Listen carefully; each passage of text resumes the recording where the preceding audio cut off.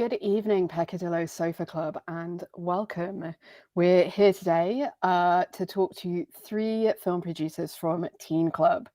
Independently, they've made some of my favorite films in the universe. That's a clue to one of them. And together, they are going to be an unstoppable force. For those of you who don't know me, I am a film critic. I'm the author of Political Animals, the new Feminist Cinema, and I curate with queer feminist film collective Club des Femmes. But tonight I'm just here to bask in the assembled brilliance of our three producers. I'm going to tell you a little bit about them, but their formal bios don't really convey just how awesome they are. So you're going to get a chance to hear from them, and also you're going to get a chance to ask them questions. This is a great opportunity to learn. So think about your questions, drop them in the chat on YouTube or Facebook, and the amazing Peccadillo Sofa Club team will make sure we see them so that you can hear your answers on life, the universe, and everything, but preferably queer filmmaking.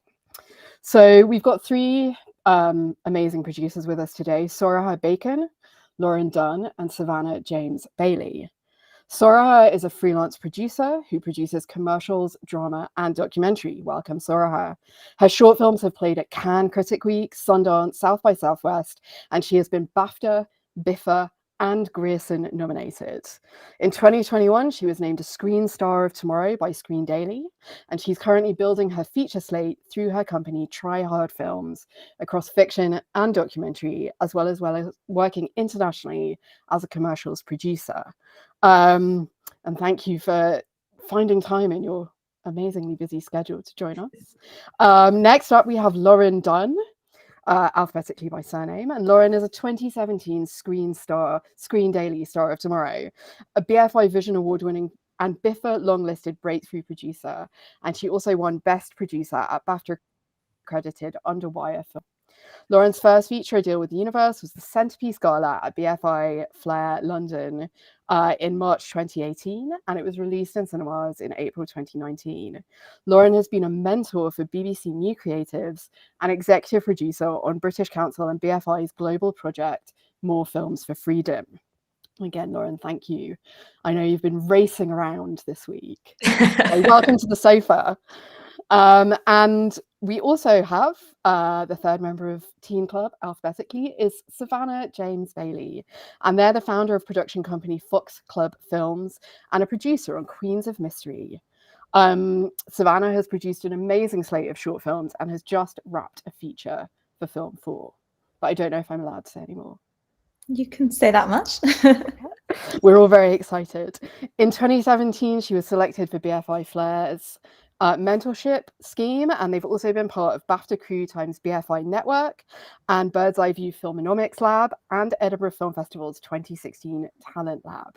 So welcome, Savannah. Thanks for having me. Great. As I said, have a think about your questions, but what we're going to do first is get a little look at what this incredible trifecta have been working on together with the trailer for Life in Love.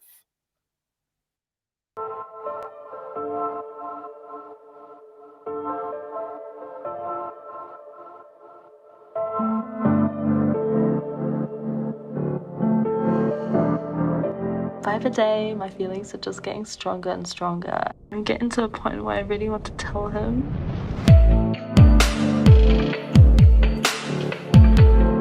What is your darkest childhood secret? Say it. What do you want to talk about? Your heart's beating fast. You look really good last night. Thank you. I promise that I might possibly maybe go. You just have to be there. So what's happening with you two then? Good question. Is it okay if we just kiss? Sounds good. I'm excited and I'm ready to shake my ass. Do you think he's gonna say it back? This is the first time that I was really told that that's okay. And then you were like, I cried. cried.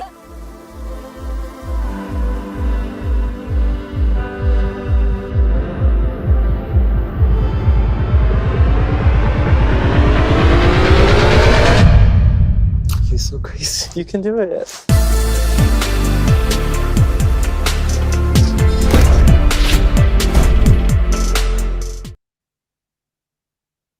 Wow. Woo. I think the first thing that everyone is going to want to know from Teen Club, so if we could bring Sorcha, Loran and Savannah into the room, when can we see Life and Love? Release date? It's actually available to watch now. Wow. It's on ITVX, which is the ITV player. You can stream all 3 episodes online. And we have some festival news coming up in March to be able to watch some of them at a festival. So watch out for that too. That's so exciting. I can just imagine how good those films are going to look on the big screen, as well as on all the small screens you have in your home. Maybe not watching them on the tube on your way to work, unless you want to make good friends. And the show is all about relationships, and you've made it as a collaborative supergroup. And so the first thing I want to talk about is collaboration and relationships, why they're so important in filmmaking, and particularly in queer filmmaking. We do it together as a community. How have you built this collaboration between the 3 of you? What is Teen Club, and what have you learned in your independent careers about how to make collaboration work? Well, I think just to jump in straight away, I think so Teen Club, just to give everyone a bit of background, is obviously us 3 together, and it was really born out of frustration with sort of not seeing the sort of queer representation on screen that we wanted to see, and not seeing the kind of, you know, young queer teenagers being given the kind of treatment that lots of heterosexual stories were getting when we were growing up. And like all of our favorite rom-coms and teen movies, they never had any kind of queer representation. They were all a very particular type of film, often starring the same sort of celebrities and same actors. And we just sort of got frustrated and we're like, well, where's our love story? Where's the story that we got? And actually at the time, I think when we sort of set up Teen Club, there'd been a kind of plethora of quite similar types of films of, you know, queer women on the beach staring longingly into each other's eyes, and that sort of became its own genre. And we really wanted to sort of disrupt that and do something different. And I think when Love, Simon came out, we were really like, okay, well, if the tagline of that is that everyone deserves a love story, then where's our love story, and how can we make something that represents us as 3 individuals? So it's kind of where it was born out of. And I think in terms of answering a question around collaboration, like we're all producers, but we're all really good friends too. You know, although we share the highs and lows of our careers, we also share the highs and lows of sort of, you know, the great joys in our lives and the great sorrows. And I think that kind of keeps us, you know, level. It's not just about like making great work. It's also about sort of being there for each other on a very kind of human level. So I think, the work goes sort of beyond that. I don't know if you agree. Yeah, I think, you know, producing is one of the most exciting jobs. You know, you're dealing in the kind of currency of ideas. So everything is an amazing possibility. And that's really exciting, but it's also, it can be very lonely and quite isolating. So doing it with collaborators who are also amazing friends is probably, you know, it's the dream really. So, and I think it certainly for me was a very different approach setting up Teen Club, because I think we were friends first and we had a lot of sort of respect for each other as people as well as professionals. But it did sort of happen slightly organically. And we initially came together with the idea of making one film that we felt, you know, we wanted the female version of Love, Simon. And I think we enjoyed working together so much. And we also felt like for the first time, because so often in our individual careers, our main collaborations have been with directors. And so your kind of company brand becomes very focused around the directors that you're working with. And this felt like an opportunity to say who we were as producers, and actually to form a company that was led much more from that perspective than from individual writing and directing talent. And we'll come to have an opportunity to talk about some of the directors and performers, writers that you've worked with. But for now, we are going to see something a little bit different. A reminder that as queers, we love camp TV. And again, we love collaborations. We love a girl gang. And this, we're going to see the trailer for Queens of Mystery, Series 2, and celebrate our range, all the things we love as queer viewers. So if we could have Queens of Mystery. This is a crime scene. What are your aunts doing here? They found the body, sir. Matty! She's not going to stop till she speaks to you, is she? Afraid not, sir.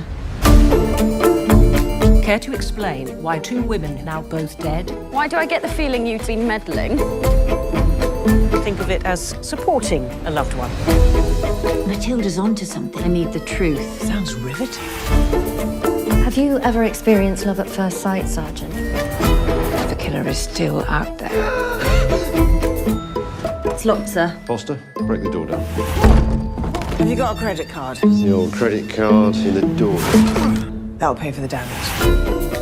Where'd you get that? Best you don't ask. There's something I need to tell you. Things have a way of working out. You can always count on 4 queens to get you out of trouble. No.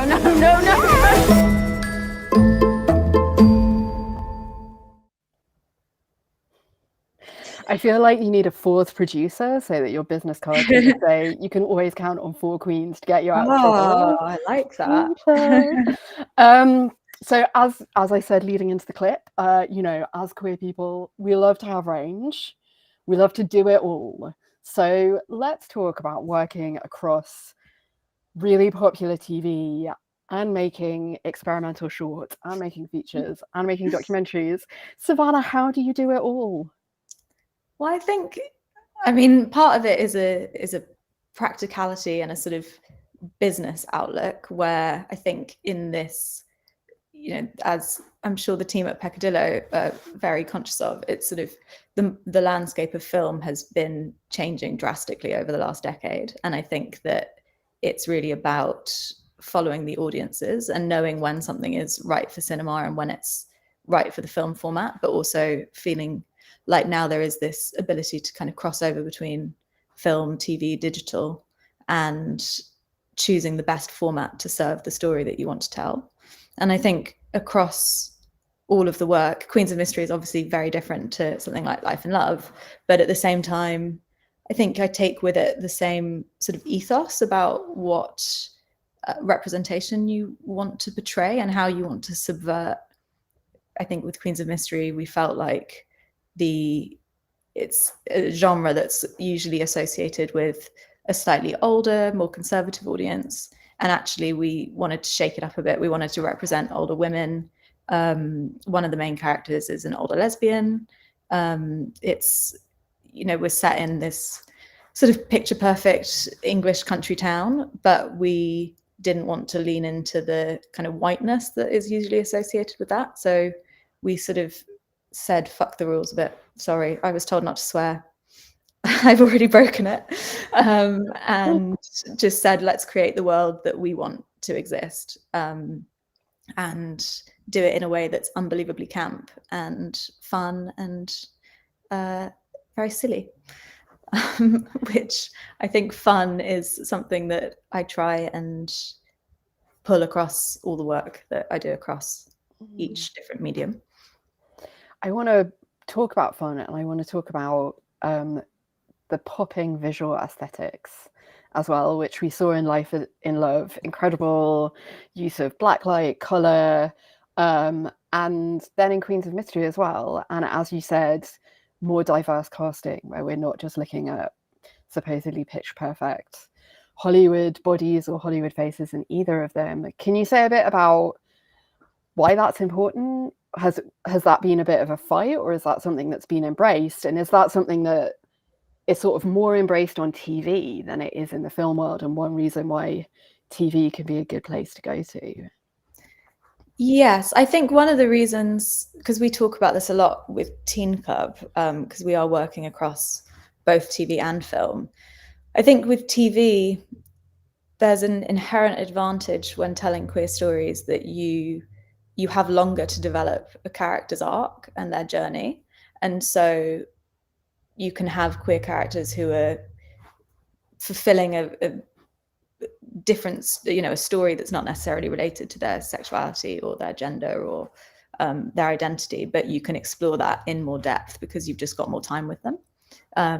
Whereas with a film, I think you tend to be slightly more boxed into feeling like incidental queerness is quite difficult. It's like either it's a LGBT story or it's not. And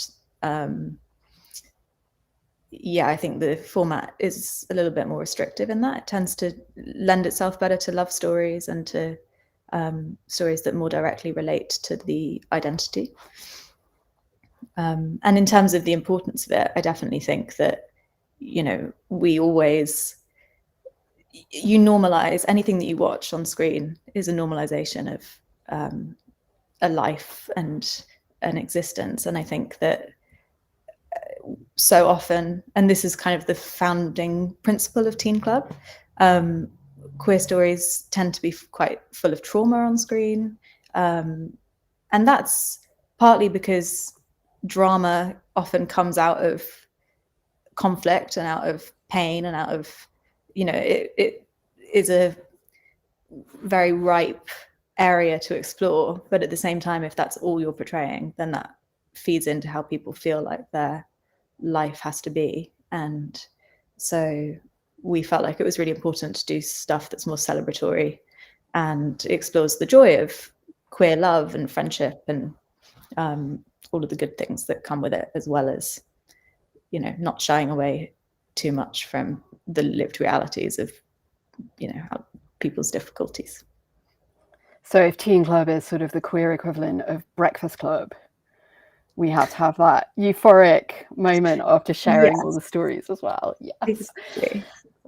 Sorry, dating myself with that reference there. All three of our producers I first encountered as short film producers, and I totally hear what Savannah's saying about TV and how episodic television is this opportunity to give an arc of a character's life, of their decisions and how they play out. But for me, one of the magic of short films is because they're short films, you can pack so much in and people just bring really different expectations to them. So we're going to see some trailers for some short films that our producers have produced. Right now, we're going to start with Mother, produced by Sorcha Bacon, which really does show how much of a life you can pack in and how much you can challenge standard representation, all in a short film package.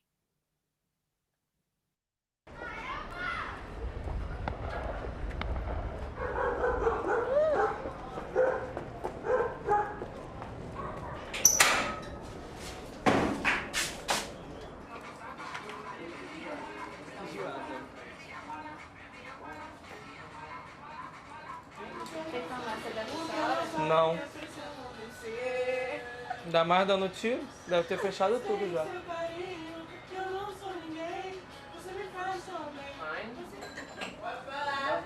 A Macara quer conversar com a gente. Eu mandei vir pra cá, eu não mandei escutar. No shade. Queria dizer que eu tô muito feliz real, muito nervosa, porque eu nunca me imaginei nessa posição de mother real. Então, eu queria agradecer vocês por confiarem na gente, no que a gente faz como pessoa e como vlogger.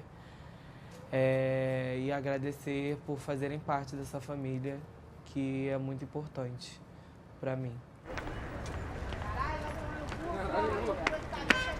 Vem! É, só um runwayzão. Gente, faz um V, faz direita na frente primeiro, né? Andar com a direita, né? É, direita. Esquerda. Esquerda não, direita. Direita. Vai virar 5, 6, 7 e... Voltou.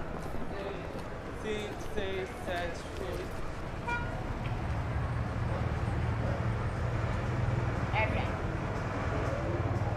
Somos. Não entendi.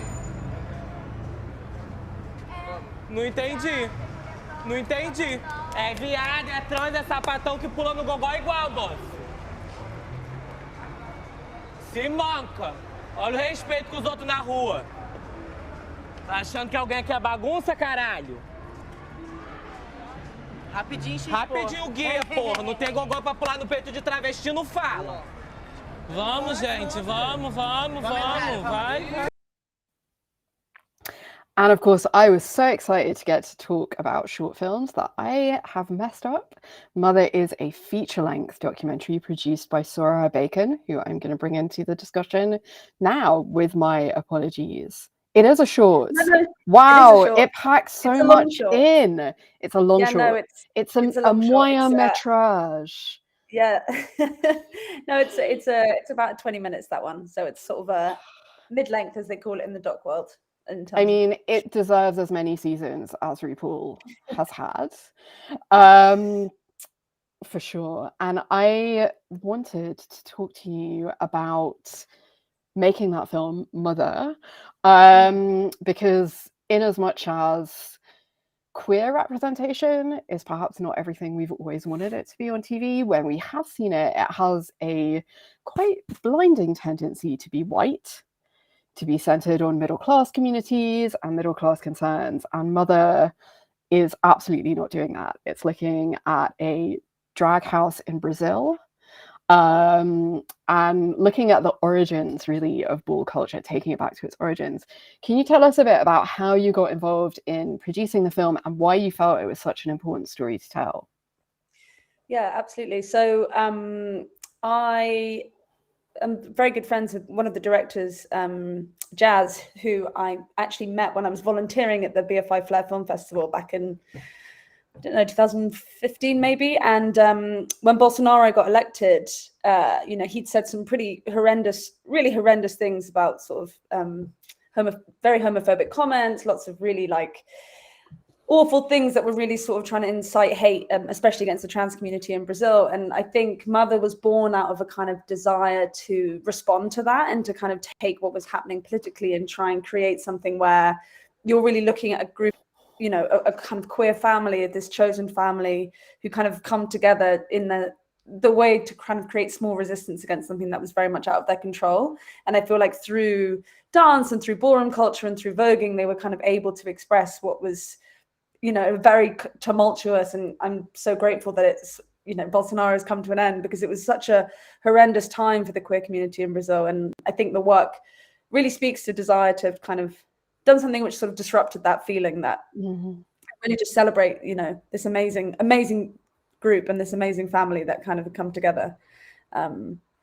So it was through meeting Jazz, and then Jazz was at film school with a director called Kate, who I've gone on to work with since. And it just is this amazing collaboration. So we spent a month in Brazil in a kind of really mad time where Brazil, the rainforest was on fire. We were in Brazil, the streets were alive. It was wild. And just, yeah, it was honestly one of the most exciting and challenging projects I've worked on, you know, very much.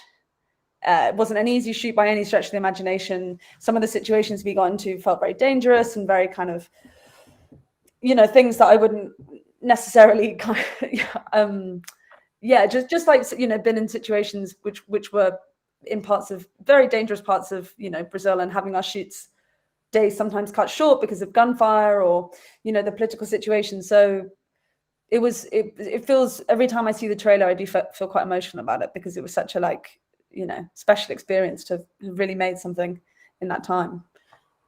And are you still in touch with the house, and have they seen the film? Yeah, they've seen the film. They're Michaela's still doing all her amazing dancing, and sort of, you know, if you find her on Instagram, she's just got this like incredible community which she's always teaching dancing and, you know, doing lots of competitions. So yeah, they love the film and they love being part of it, and you know, having experienced it. Yeah, and having helped bring down Bolsonaro by making the film, single-handedly, huge contribution. Yeah. And so even just watching the trailer, for people who haven't seen the film, there will be things where people go, oh, voguing, kiki, these are words that are now part of like a shared global queer community that start off in the Black and Latin community in New Orleans and then moved to New York.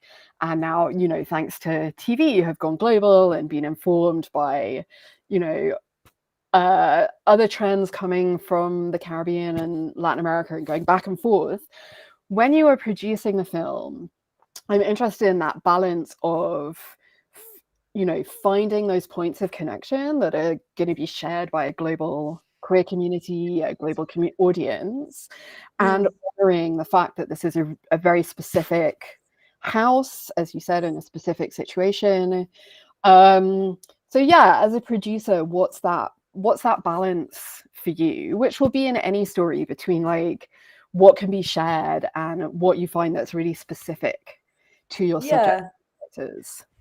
Totally. So I think the thing that felt very particular about this, and I think the thing that really resonates with a lot of kind of queer audiences, is the idea of chosen family, the idea that like for a lot of queer people, a lot of queer folk, it's like finding, you know, this sort of family that isn't related to blood, but is related to kind of trust and empowering each other and looking after each other. And there was a real sense with this group that they were all very much involved in each other's lives and were very much looking out for each other, and very much just spent a lot of time, you know, creating. And they had this amazing dynamic where there was, you know, Michaela was the mother, and she really treated all of the kind of her children essentially with the love and respect as any mother would to a lot of these, you know, young folk in Brazil who didn't have those kind of role models. So Michaela became the role model for them. And it was I think that's definitely feels, you know, resonating with queer audiences. It's always sort of the feeling of maybe not having that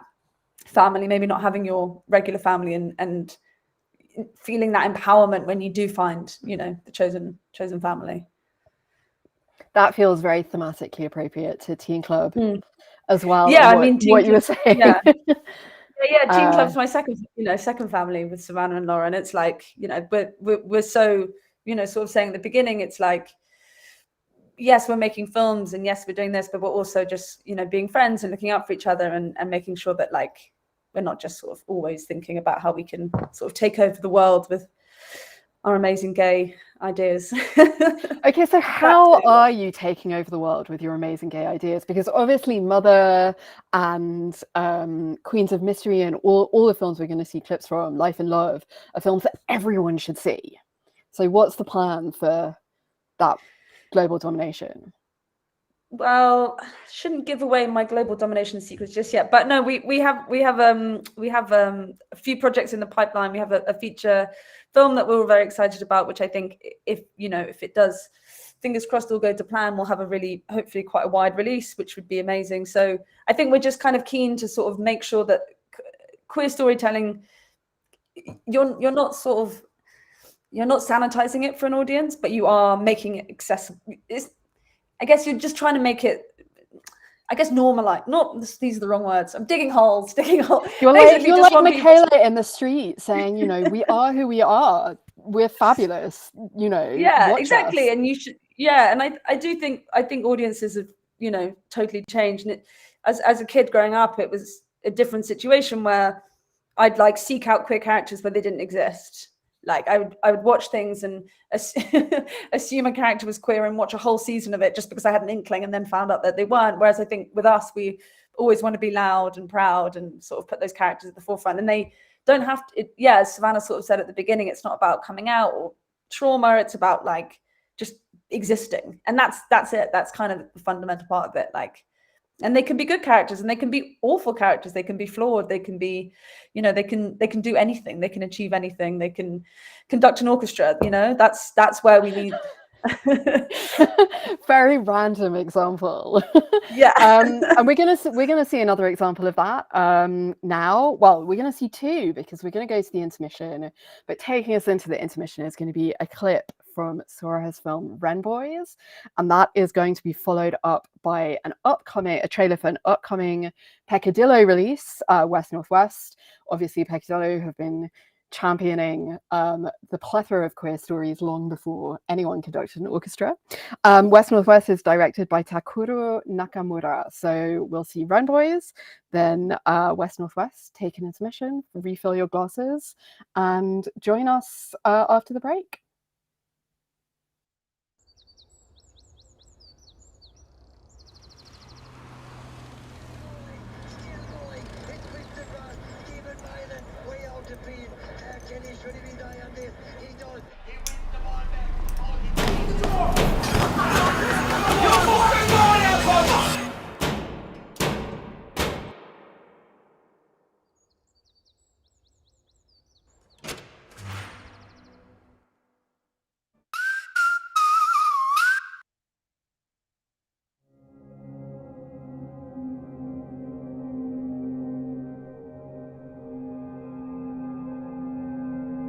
なぜ泣いてたんですか？泣いてないよ。ナイマって綺麗だね。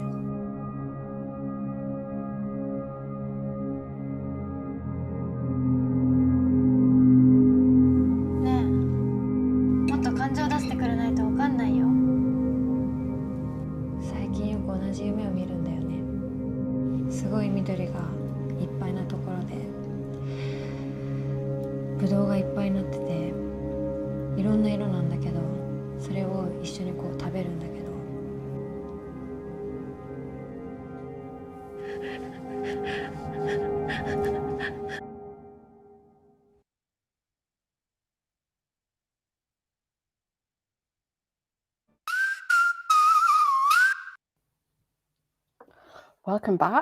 Welcome back everyone. And I hope you've all not only looked up Life and Love, but made a date to see West Northwest.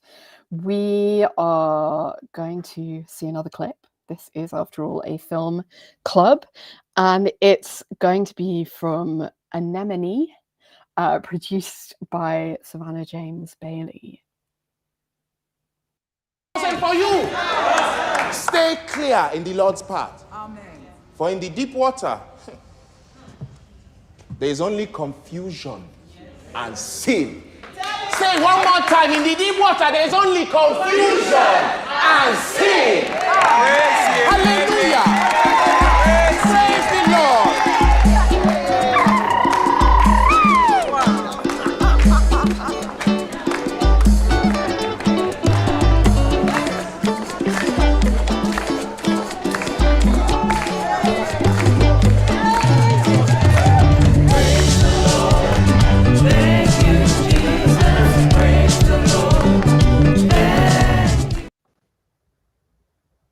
Savannah. Hello. Hi. So I want to talk about Anemone because it was a film that I saw at film festival. It's a film that I've programmed, and I want to talk about how that film found its audience. You know, we live in a very super saturated media landscape these days.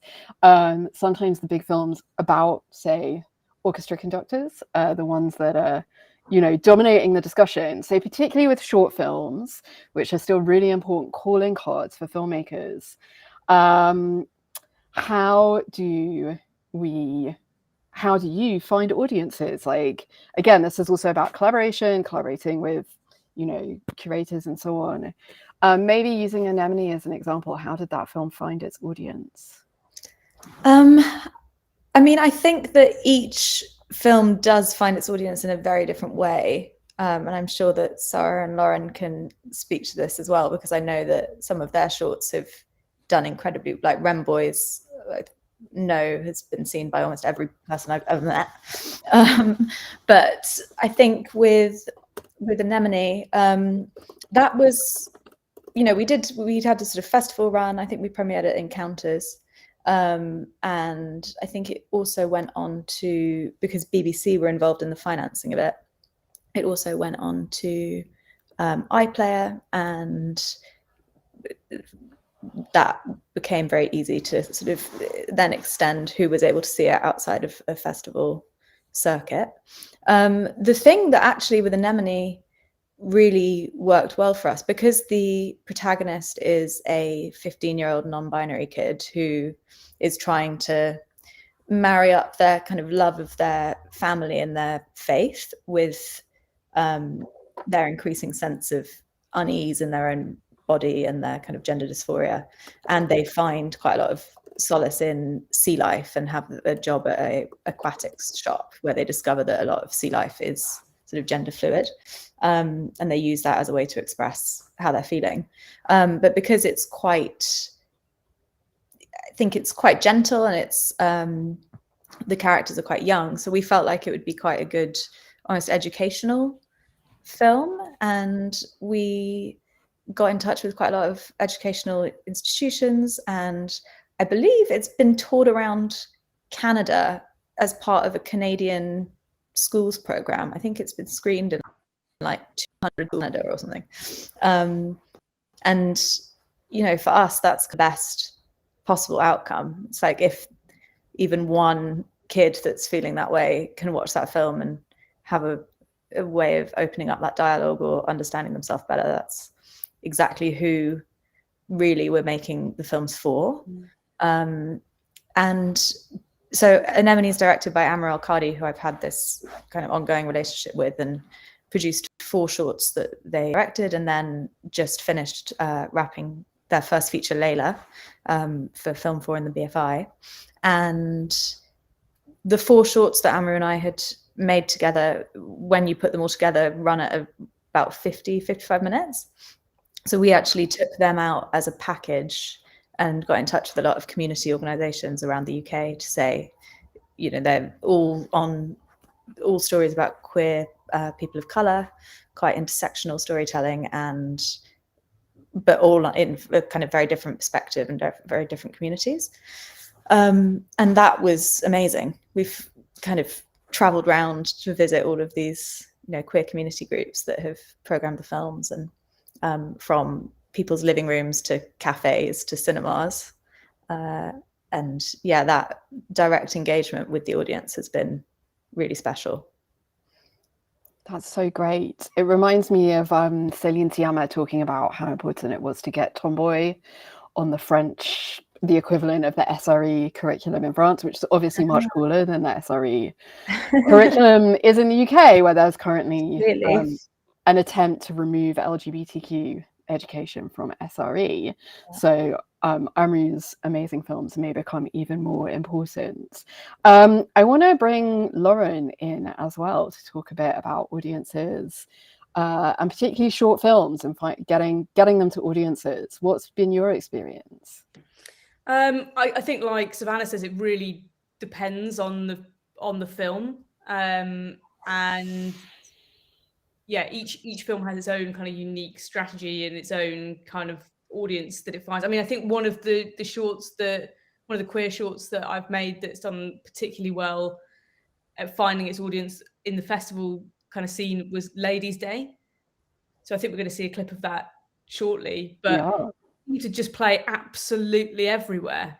And I think people really responded to the kind of the warmth of it. You know, it's a film where the filmmaker was from Sheffield. She was kind of coming out at the time that she was making this film. It was almost like her kind of coming out film, and had experienced a lot of kind of casual homophobia in the Afro-Caribbean community. And it's set in this Afro-Caribbean hair salon. It's Ladies' Day, and these kind of casual homophobic conversations are taking place. But what breaks through is this kind of this real warmth and joy of a community seeing someone that they love and really accepting them, and then that person being really happy at the end. And that just kind of really joyous, uplifting feeling really seemed to resonate with audiences. You know, it's like, it's not a flashy film, it's just a really joyous film. So yeah, I think like we played, I mean, like just everywhere. And we also did the 5 Films for Freedom, which is a BFI, British Council initiative to play queer shorts in countries where it's, you know, it's a lot of them still illegal to be gay, or there are kind of restrictions and regulations around sexuality, and bringing those films to an audience, really, which was quite amazing to get to do something like that. It's always... Sorry. Go ahead, Savannah. I was just to say, one of the I guess the reasons that Teen Club came about, but also something that I think 5 Films for Freedom really highlights, is that for such a long time we've been told as filmmakers that LGBTQ audience is kind of niche, and actually it's a really, really hungry audience who've been deprived of content for such a long time, don't have this enormous back catalogue that they can kind of fall back on. And if you look at a global community, it's also a really integrated community where people do, you know, if something comes out that has a queer character in it, my phone is pinging with all my friends being like, oh my God, have you seen this thing? Because if you watch episode 3, there's a lesbian kiss that you'll love. You know, everyone everyone comes together around it in a way that I think the word of mouth doesn't necessarily spread quite as fast when it's kind of more heteronormative and people have experienced that their whole life and don't get so excited in the same way. And I remember hearing the team who run 5 Films talking about how, you know, community groups in places like Kenya, like gathering in backyards and screening these films, and just the fact that there is this global audience that just need the supply. Yeah, 2022 saw the first queer film festival to take place in Uganda, in Kampala. So it's exactly like you're saying, Savannah, this is a global audience, it's a hungry audience. It's even an audience that maybe is going to defy local laws to see the films. And for me, that's, you know, one reason I'm a curator. And as a curator, it's always exciting for me to hear producers thinking from screening, thinking about reaching audiences in different spaces. I would love to see Anemone screened in aquaria and swimming pools, as we're going to see in a minute, and Ladies' Day screened in salons. We're not going to quite show you the Ladies' Day trailer yet. We're going to build your excitement up for that, but we're going to see another short, very beautiful clip from Anemone.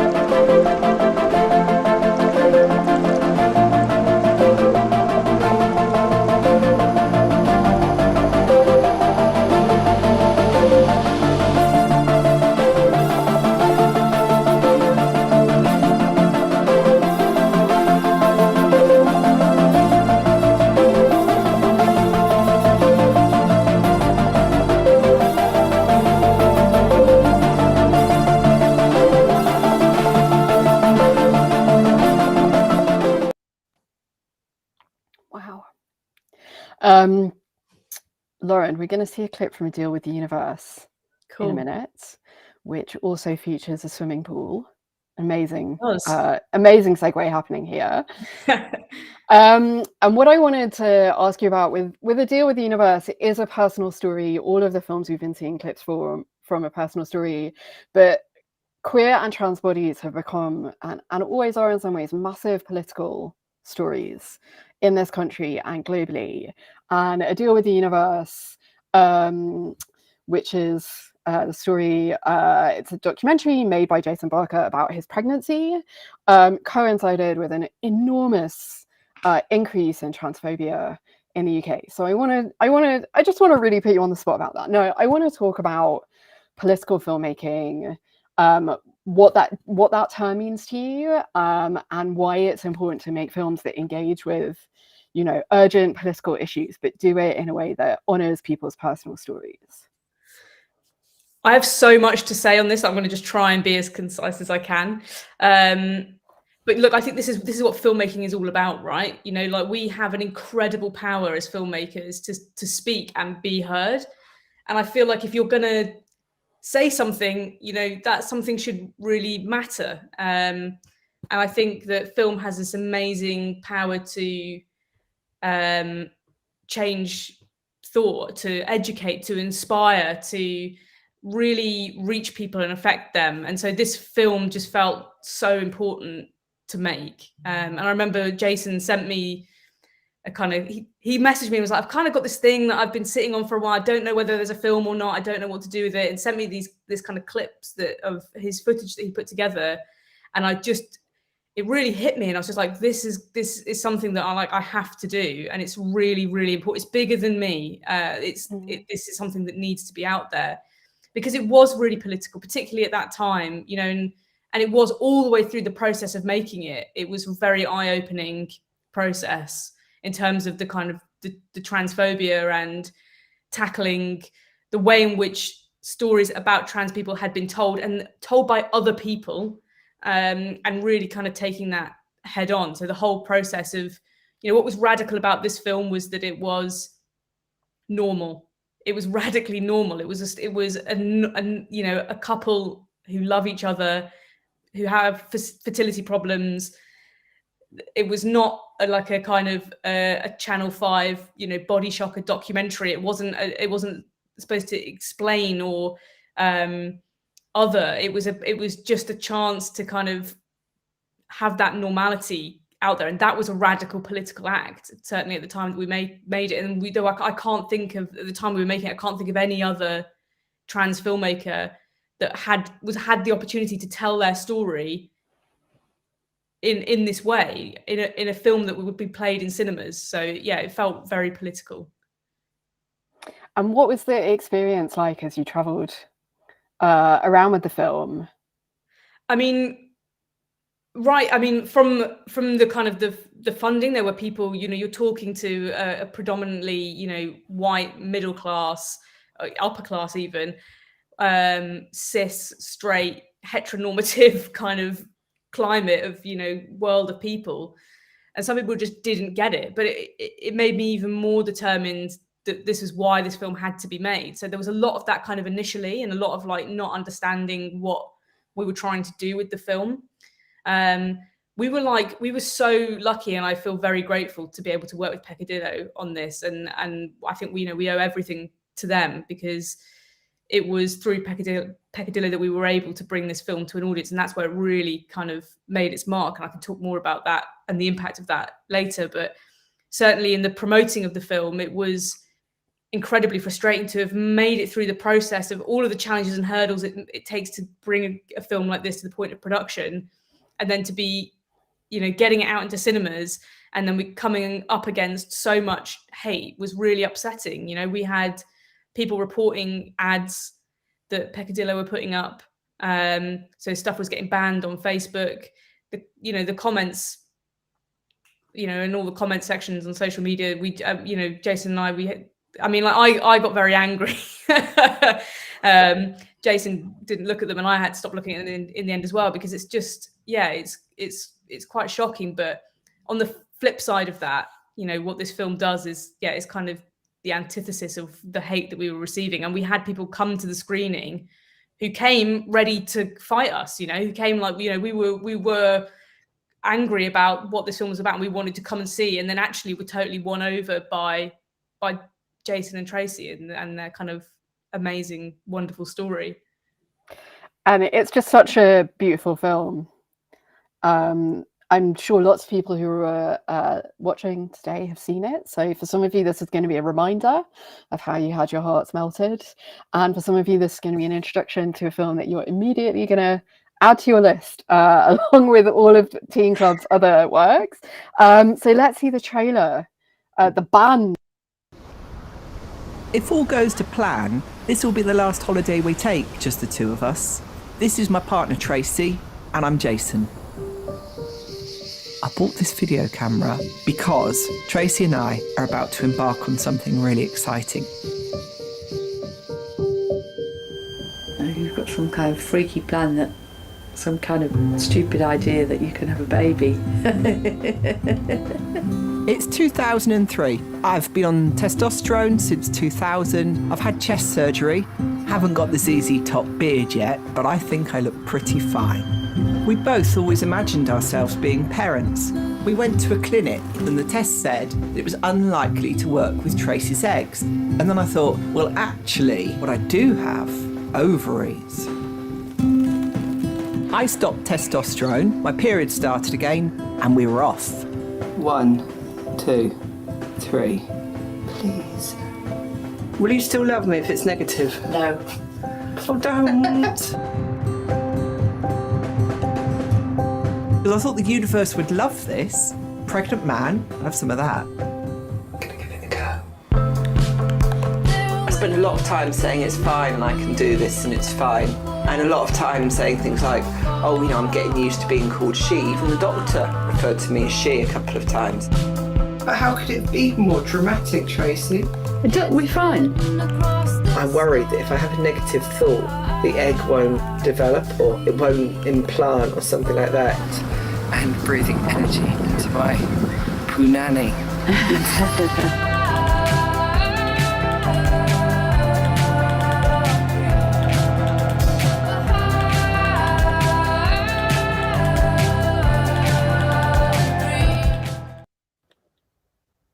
Oh, I get emotional even just watching the trailer. It was just such a wonderful experience to make that film. Yeah. I get emotional too. And one of the things that makes me emotional about it is that it was made by a team of parent filmmakers. And so I want to ask you as producers about just some of the challenges you face in your work life. Film and television are not a very friendly industry for anyone who doesn't fit the mold, which is the person I like to call wife guy. That is like the white, cis, straight, upper middle class or aristocratic, wealthy, able-bodied man who had someone at home to take care of everything else in his life that wasn't making a film. When you look at the history of early cinema, it's all bloody millionaires. Sorry, YouTube. So I want to talk about those challenges. Loran, I know you've actually done some research into this with like numbers and statistics. And yes. I also know that all of you have had opportunities along the way, training opportunities, mentorships that you've also provided. So I want to talk about, I don't just like being negative, I want to talk about what sucks, but also what's helped you. Loran, you mentioned Peccadillo, but you know, Savannah, you were on BFI Network and BFI Flair. So what sucks? What's helped? I don't know if Loran, you want to jump in first. Yeah, and in fact, I was having this conversation literally yesterday. I mean, I have it all the time because it's my real kind of pet peeve. It's, you know, this industry is really, really hard if you don't come from wealth and you don't have somebody to give you a hand up. And you know, the research we did with the Producers Roundtable, which you can Google and the kind of all the stats will come up, is quite shocking when you actually look at the amount of hours people are working for how much money they're making. It is really shocking. And what it does is it perpetuates a certain type of person who then has the power to tell these stories. And as I was saying before, you know, like that's a huge power and a huge privilege. So what are we doing to support people that aren't from this privileged position to be able to have their voice in the mix and to reach people? Because the way we consume kind of film and TV, it defines our whole culture and what we deem to be, you know, like Savannah was saying, like what is normal and what is regular is so dictated by what we see in the culture. And so it's so important, it's so vital that other voices are coming through. And I think producers are key in that, because those are the people who are, you know, elevating talent, are finding, you know, unheard voices. So we need to support producers that aren't from those same kind of pockets of money and power as well. And what I will just say very quickly, because it ties in with Ladies' Day, is that's what was so fantastic about Short Flicks, which was the scheme that Ladies' Day was made through. So this was a scheme that I produced in partnership with Sky and Creative England and National Youth Theatre. And the whole idea was about finding filmmakers who hadn't come from a traditional filmmaking background, hadn't been to university, didn't come from lots of money, hadn't had those kind of like opportunities in the industry before. And, you know, we found some really incredible filmmakers, Abena Taylor-Smith being one, you know, who made Ladies' Day, also Luna Carmoon, who's done some incredible shorts, and we've just shot her feature this summer. Abel Rubinstein, who directed Life in Love. He was one of the filmmakers on the shortlist for Short Flicks. So, I mean, those kind of things are so essential, I think. And I'm going to stop talking now. Savannah? Yeah, I mean, for me, I think the biggest help has been finding a community of filmmakers who really share in your values. And I think there is a new generation of filmmakers who do have a slightly more ethical approach to how we go about making our work, and actually do really care about people's well-being, and the fact that it is a completely, my computer nearly fell over. It's something everyone's so passionate about who works in it. So of course you pour all your time and your energy, and you can take a lot of, try not to swear, take a lot because you love what you're doing, but that does also open itself up for exploitation. So I think for me, Flare, the mentorship through Flare was a huge turning point in terms of starting to build a community of queer filmmakers. I think that was how I met you, Sorcha, wasn't it? Through Flare. I remember seeing Loran talk at Flare and being like, God, she's impressive. And here we are. Yeah, it's true. Yeah, Sorry, I do remember that. I do. Well, I did the Flare scheme the year after Savannah, and did the Edinburgh scheme a year after Loran and Savannah had done it. So I was sort of always chasing these two around different festivals. But I do think, I have to agree, like it's those, I've done I kind of addicted to doing like courses and mentorship schemes and stuff, because, I've only ever worked for myself. So it's always good to just learn as much as you can by just, trying to get on these different programs and try and learn that way. But actually the thing that's most valuable from them is the community you make and the filmmakers you meet, and how you can kind of go from there. And also it's just lovely to be able to give back, and there's lots of amazing places where you can offer mentorship. So I mentor through a list called never really changed the name, but it used to be called the Equity List. It might still be called that, and that was set up during COVID, and it's just great to see my mentee go on and do like amazing things. And she just got her first professional job, and I'm just like, it's just such a privilege to be able to kind of try at least to kind of give something back. And I always go for a cup of tea with someone if they send me a nice flattering email and ask for some help. I'm a sucker for a coffee. So yeah. Well, coffee's very expensive now, so thank you. I'll take it. But no, I think that's, especially in the independent sector, like, spend so much time getting no's and getting people closed doors and people say no. And actually one of the best things about starting Teen Club is that instead of having the no and sort of sitting with it on your own, you've got, two friends that you can call and be like, okay, that was a no. I'm hearing no, but I'm thinking yes. Like, let's just shape no into a yes, and we'll pivot this and we'll go somewhere else with it. And, that just keeps our mental health all intact. So that's been amazing, just to, find that community. Can I add as well that what is helpful is just cash? Like, let's not beat about the bush. But seriously, like, you have to invest in talent. You have to really kind of put money in, I think. And certainly for me, like the BFI Vision Award, if I hadn't have had that, what that is essentially a cash investment into your business.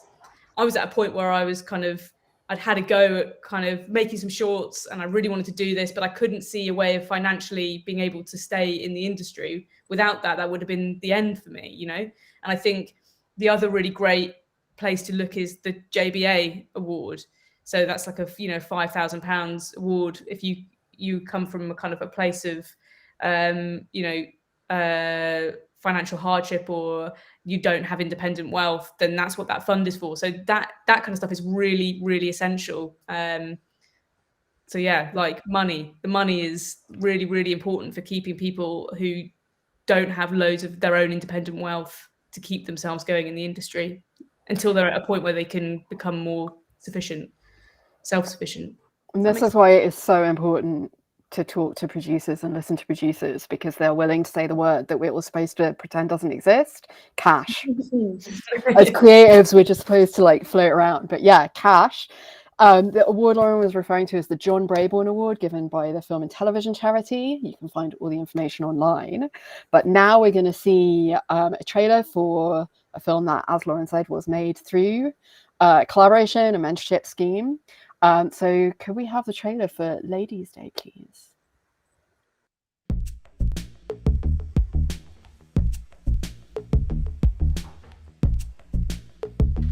Right, what we doing for you? Maybe look like a queen. Okay.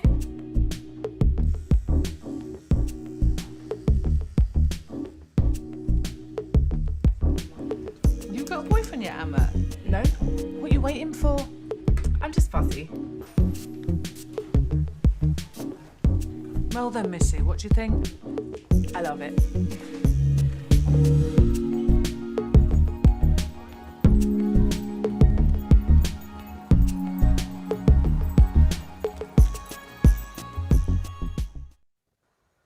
We love it. And definitely campaign to get that screened in hairdressers and barbershops. That would be very cool. Start here. We're going to go into some audience questions because, as ever at Sofa Club, there is an awesome audience with some great questions. And there's a very controversial and excellent hot take up top. So I am going to ask it first. And this is from George. And it says, Ren Boys is incredible. You should have won. One of the biggest snubs in history. I agree. No, so that was the statement. The question part is, how difficult was it to get the BAFTA nomination? So let's talk about the awards. How important are awards for films? How much campaigning do you have to? How reflective of, we're seeing like the conversation about Andrea Riseborough at the moment, which should really be a conversation about like Viola Davis. Awards, what role do they play?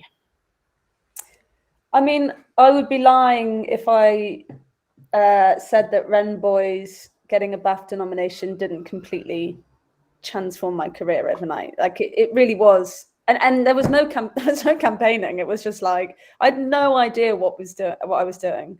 At any point with that film, it was one of the first proper films I made. First time I worked with a funding body. Kind of was just rolling with it the whole time. And I'm obviously so pleased with how it came out. But I do think, it's funny because a lot of short filmmakers think that that's kind of on the kind of other side. I think that's the answer. And actually, for each film, you have to kind of really evaluate what success means to that project and what success means to that short. And I think I just get a lot of directors, you get on lots of long lists for things and you never quite make it, or maybe you didn't make the list this year for various reasons. And I think it's so random. Like I have no idea what anyone's really looking for. The programmers change every year. The juries change every year. No one, the zeitgeist changes. Like no one knows what people want until suddenly it's there. And I think that's sort of what Ren Boys, I think, was a film that no one really expects what happens to happen, and no one really expects it to kind of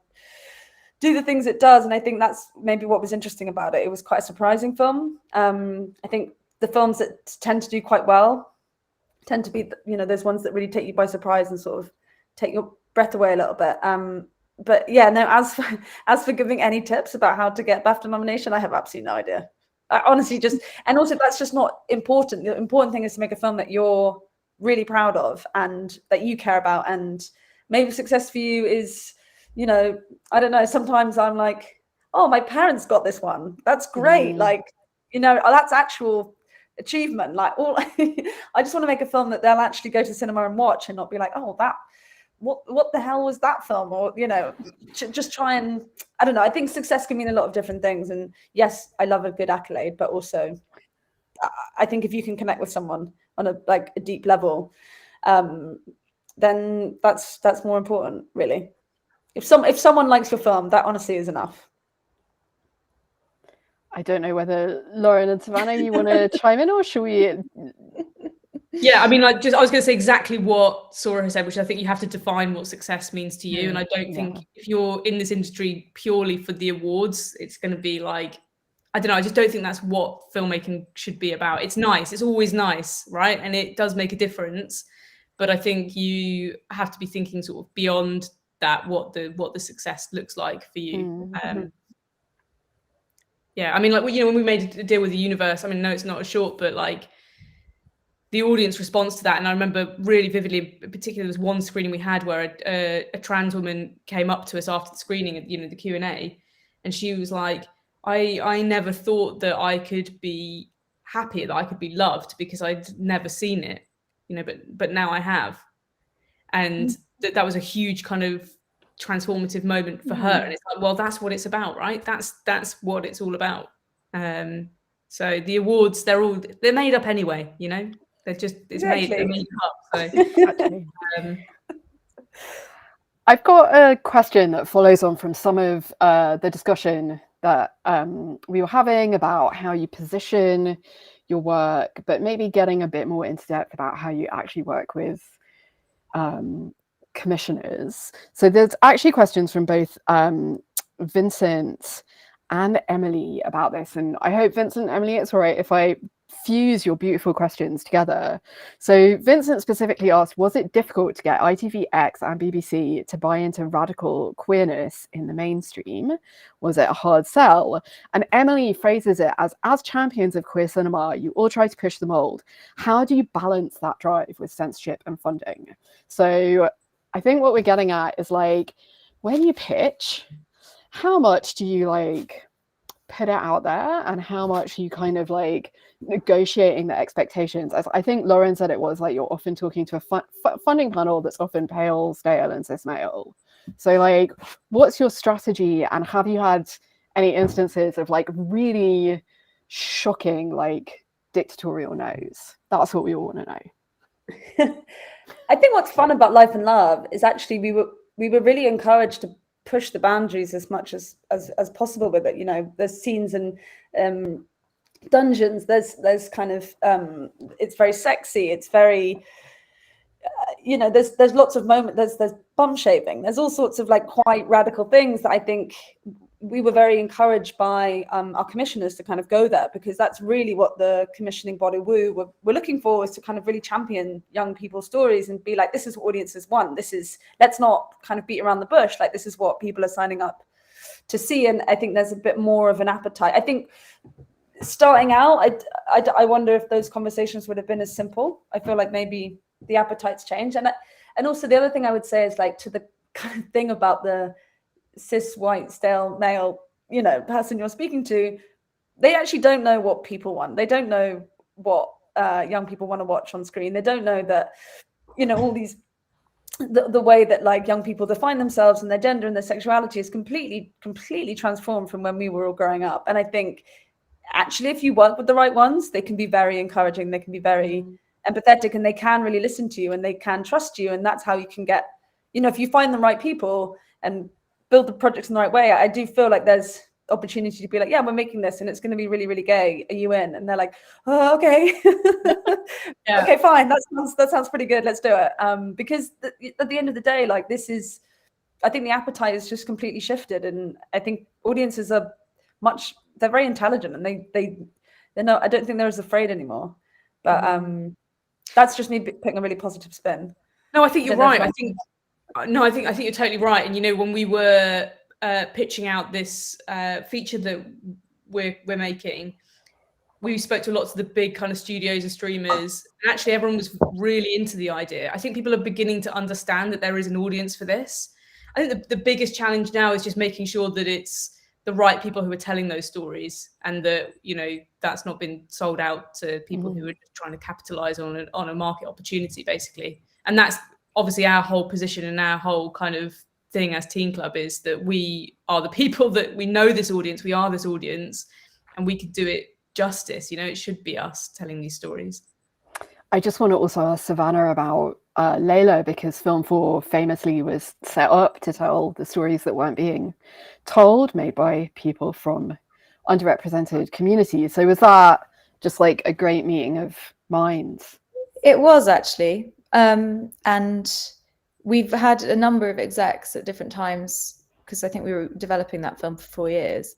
I mean, I think the most significant moment probably in the evolution of Layla was that when we pitched it, it was actually a very, very different film. And they were the people that said, we think that your protagonist needs to be queer, British, Arab drag performer. And the original pitch of the film, that wasn't actually the kind of story that we were telling. They were a character in it, but they weren't the sole protagonist. And you know, they were like, this is a story that hasn't been told, and that's the story that we're interested in. And I think the most common note that I've had across any project that I've developed that deals with queer themes is sometimes people just don't quite understand it.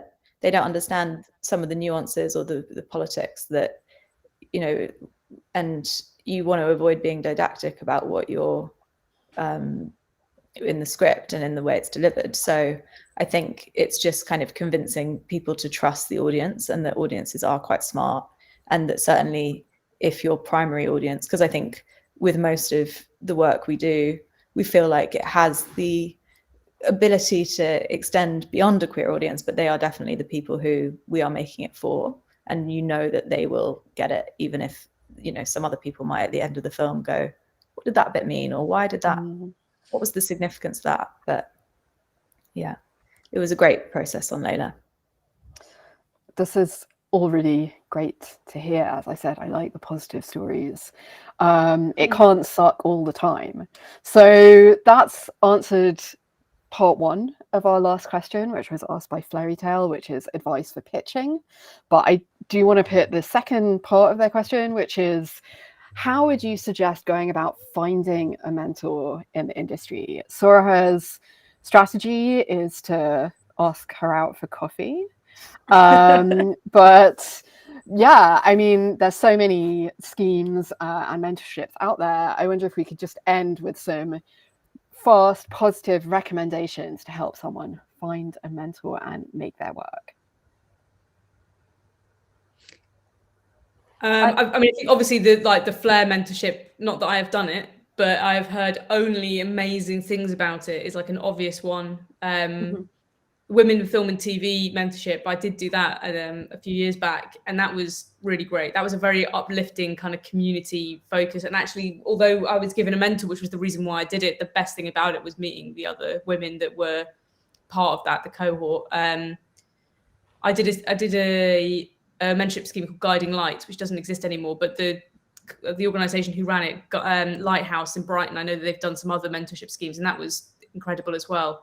There are lots out there. I think you have to just, you know, do a bit of research and see what feels like a good fit for you and what's being offered. And I would say that sometimes the big mentor name is not always the best fit. Sometimes it's about really thinking what you want to, you have to know what you want out of it. And then if you can communicate that to the person who's helping you find a mentor, if you're looking for a mentor yourself, then that's the best way to find someone who can actually really help you, rather than just chasing a big name, I think, because you want to forge a kind of meaningful relationship, I think. Yeah. And think about it as like a long-term thing. Like my mentor from BFI Flair, which was 2018, you know, I still call him all the time about things and say hello, but you know, we're also friends now, and it's nice just to have someone who I can look up to and ask questions and sort of get advice from him and not feel scared to ask questions. But now I'm also sort of mentoring people that are nice to me and ask me questions, and I want to be able to help, because it's, you know, the industry is like so built on relationships and so built on those kind of connections that you make, that I might, you know, I think it's in speaking to what Loran says, there's no point going after like, oh, I want to be mentored by, I don't know, Celine Sciamma, because she's going to be so busy, she's probably not going to have time to, you know, she's so established and incredible, and I mean, I'd love to be mentored by her. But still, I think it's like sometimes maybe just finding someone who's just a little bit ahead of you, you know, someone who's, if you're trying to get into shorts, but then try and get a mentorship from someone who's just done a few shorts and like has got that experience, or someone who's a little bit more experience, you know, hasn't, just has like that little edge on you that you can really learn from, rather than go for someone who's done massive studio movies and is doing Marvel, because that's not really where you are. So their understanding of the industry is going to be very different, I think. 100%. I think those are both fantastic recommendations, and particularly a reminder that mentoring is intergenerational, that it could be someone in your peer group who has the piece of information or experience that you need, and you may have the piece that they need, and a reminder that queer community is constructed through these intergenerational and sharing conversations. And that is a perfect moment both to say thank you to all three producers of Teen Club. We can't wait to see what you do next and to catch up with everything you've been doing now. We have no doubt we'll be seeing you again on a Peccadillo Sofa Club to talk about your feature, to talk about Layla. We know you'll be back.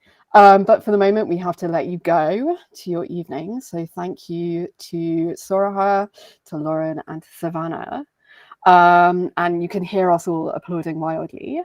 And speaking of intergenerational queer community construction, next week's Peccadillo Sofa Club is a really special film indeed. Gateways Grind, directed by Jackie Lawrence, an incredible piece of lesbian London history. We're going to leave you with the trailer and say goodnight from Sofa Club.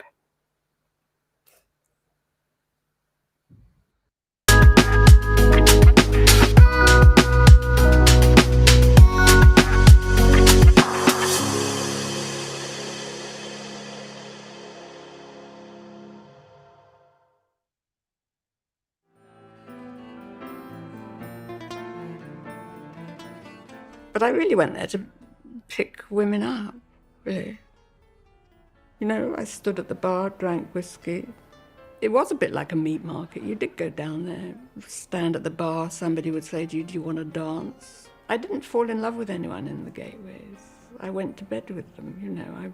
I think I was promiscuous, but that helped me in some ways.